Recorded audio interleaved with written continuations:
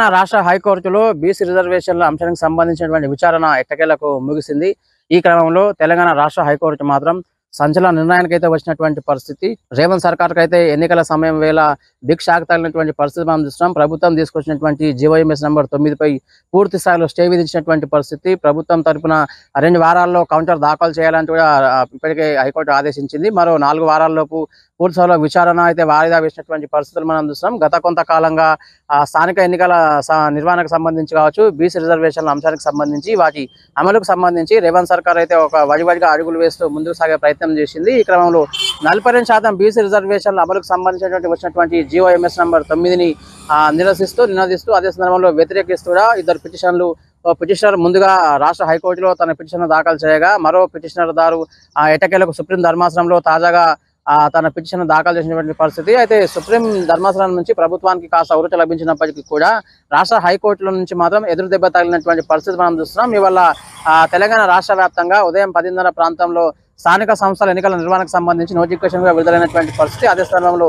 Nomination ప్రక్రియ కూడా ప్రారంభమైనటువంటి నేపథ్యంలో పూర్తి స్థాయిలో హైకోర్టు మాత్రం స్టే విధించినటువంటి పరిణామ క్రమంలో ఒకంత రేవంత్ సర్కార్కి అయితే గట్టి దెబ్బే తగిలినటువంటి పరిస్థితి మనం చూస్తున్నాం. ఈ క్రమంలో మొన్నటి వరకు కూడా బీసీ రిజర్వేషన్ల అంశం అనేది ఒక చర్చకు వచ్చేటువంటి నేపథ్యంలో ప్రతిపక్ష పార్టీలు సైతం, మరికొంతమంది న్యాయ నిపుణులతో పాటు మరికొంతమంది రాజకీయ విశ్లేషకులు సైతం బీసీ రిజర్వేషన్ల అంశం అనేది స్థానిక సంస్థల ఎన్నికల నిర్వహణకు ప్రధాన అడ్డంకిగా మారబోతుందనేటటువంటి ఒక ఊహాగానాలు వచ్చినటువంటి నేపథ్యంలో అది ప్రస్తుతం అయితే అది కూడా కార్యరూపం దాల్చినటువంటి నేపథ్యంలో రేవంత్ సర్కార్కి అయితే బిగ్ షాక్ తగిలినటువంటి పరిస్థితి మనం చూస్తున్నాం. 42% బీసీ రిజర్వేషన్ల అంశానికి సంబంధించి ఆ జీవోఎంఎస్ నంబర్ 9కి సంబంధించి హైకోర్టు ఎట్టకేలకు స్టే విధించినటువంటి పరిస్థితి. ప్రభుత్వం తరపున తమ కౌంటర్ దాఖలు చేయాలని కూడా ఇప్పటికే ప్రభుత్వాన్ని అయితే హైకోర్టు ఆదేశించినటువంటి పరిస్థితి. 4 వారాల పాటు ఈ బీసీ రిజర్వేషన్ల అంశానికి సంబంధించి విచారణ అయితే వాయిదా వేసినటువంటి పరిస్థితి మనం చూస్తున్నాం. స్థానిక సమరం వేళ ఎన్నికల కోలాహలం నెలకొన్నటువంటి పరిణామ క్రమంలో మరీ ముఖ్యంగా తెలంగాణ రాష్ట్ర వ్యాప్తంగా 31 జిల్లాల్లో స్థానిక సంస్థల ఎన్నికల సందడి వాతావరణం మొదలైంది. ఎందుకంటే ఇవాళ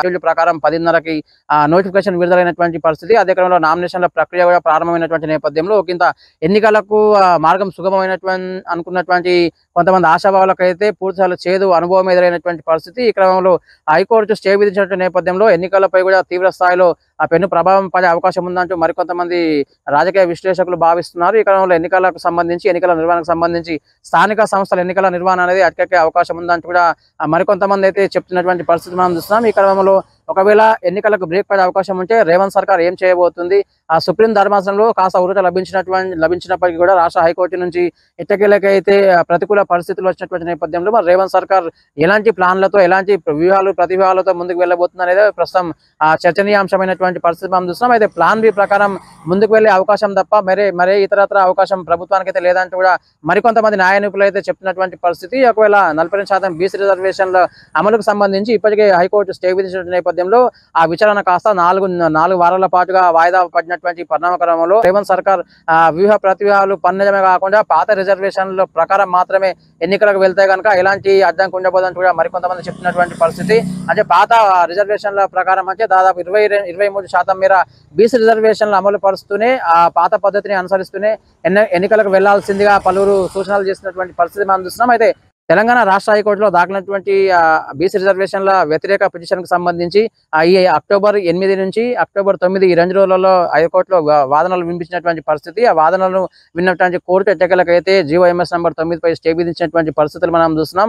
ఆ స్టే విధించినటువంటి పరిణామ క్రమంలో రేవంత్ సర్కార్కి అయితే బిగ్ షాక్ తగిలినటువంటి పరిస్థితి. ఆ విచారణకు సంబంధించి మరో 4 వారాల పాటు వాయిదా వేసినటువంటి పరిణామ క్రమంలో ప్రభుత్వానికి ఏం చేయాలో తోచలేనటువంటి పరిస్థితి మనం చూస్తున్నాం. అయితే రేవంత్ సర్కార్ దగ్గర ప్లాన్ బి ఉన్నటువంటి నేపథ్యంలో ప్లాన్ బిని ఇంప్లిమెంట్ చేసే దిశగా వ్యూహాత్మక అడుగులు వేయబోతుందంటూ కూడా మరికొంతమంది అభిప్రాయపడుతున్నటువంటి పరిస్థితులు మనం చూస్తున్నాం. హైకోర్టులో భంగపాటు ఎదిరినటువంటి రేవంత్ సర్కార్ ముందు ఏం ప్రయోగం చేయబోతుంది, లోకల్ బాడీ ఎలక్షన్స్ నిర్వహించేటటువంటి క్రమంలో ఎలాంటి వ్యూహంతో ముందుకు వెళ్లే అవకాశం ఉందనేది వేచి చూడాలి. మొత్తంగా రాష్ట్ర హైకోర్టు నుంచి ప్రతికూల పరిస్థితులు ఎదురుకావడంతో పాటు ఏకంగా ప్రభుత్వం తీసుకొచ్చినటువంటి బీసీ రిజర్వేషన్ల అంశం సంబంధించినటువంటి ఆ బిల్లుపై అంటే జీవోఎంఎస్ నంబర్ 9పై కూడా స్టే విధించినటువంటి నేపథ్యంలో రేవంత్ సర్కార్కి అయితే షాక్ తగిలినటువంటి నేపథ్యంలో రేవంత్ సర్కార్ మాత్రం పాత పద్ధతిని అనుసరించి అంటే 23% బీసీ రిజర్వేషన్లను అనుసరిస్తూనే ఎన్నికలు జరపాల్సిందిగా మరికొంతమంది సూచన చేస్తున్నటువంటి పరిస్థితి. ఈ క్రమంలో మరి రేవంత్ సర్కార్ ఏం చేయబోతుంది, ఇప్పటికే ఈ రోజు ఉదయకాలమే 10:30 ప్రాంతంలో ఇప్పటికే ఆల్రెడీ నోటిఫికేషన్ కూడా విడుదలైంది. నామినేషన్ల ప్రక్రియ కూడా ప్రారంభమైనటువంటి నేపథ్యంలో ప్రభుత్వం అయితే ఈ అంశానికి సంబంధించి చాలా ప్రత్యేకంగా ప్రెస్టేజ్ గా తీసుకున్నటువంటి పరిస్థితి మనం చూస్తున్నాం. పూర్తి స్థాయిలో రాష్ట్ర హైకోర్టు నుంచి స్టే విధించినటువంటి నేపథ్యంలో ప్రభుత్వం మాత్రం ఖచ్చితంగా ప్లాన్ బి ఇంప్లిమెంట్ చేసేందుకు కసరత్తు ప్రారంభించినట్లుగా తెలుస్తుంది. మరి చూడాలి రాష్ట్ర హైకోర్టు నుంచి భంగపాటు ఎదురైనటువంటి తెలంగాణ సర్కార్ అంటే రేవంత్ సర్కార్ ఏం చేయబోతుంది, ఎన్నికల నిర్వహణకు సంబంధించి ఎలాంటి వివాదకమైనటువంటి అడుగులు వేయబోతుంది అనేది ప్రస్తుతం ఒక చర్చనీయాంశంగా మారినటువంటి పరిస్థితి మనం చూస్తున్నాం. మొత్తంగా సుప్రీంకోర్టులో ఊరట లభించినటువంటి తెలంగాణ సర్కార్కు మాత్రం హైకోర్టు నుంచి భంగపాటు ఎదురైనటువంటి పరిస్థితి. ఏకంగా ప్రభుత్వం తీసుకొచ్చినటువంటి జియో ఎంఎస్ నెంబర్ 9పై అయితే స్టే విధించినటువంటి నేపథ్యంలో ఈ అంశం అయితే కొంత ప్రభుత్వానికి అయితే తలనొప్పిగా మారినటువంటి పరిస్థితి మనం చూస్తున్నాం. చూడాలి మరి రేపు భవిష్యత్తులో ఏం జరగబోతుంది, రేవంత్ సర్కార్ ఏం చేయబోతుంది, ఎలాంటి అడుగులు వేయబోతుంది అనేది తేలాల్సి ఉంది. ప్రస్తుతం ఇప్పుడున్నటువంటి పరిస్థితులలో నోటిఫికేషన్ విడుదలైనటువంటి నేపథ్యంలో ఆల్రెడీ నామినేషన్ల ప్రక్రియ ప్రారంభమైనటువంటి పరిణామక్రమంలో తెలంగాణ రాష్ట్ర వ్యాప్తంగా ఎన్నికల కోలాహలం నెలకొంది.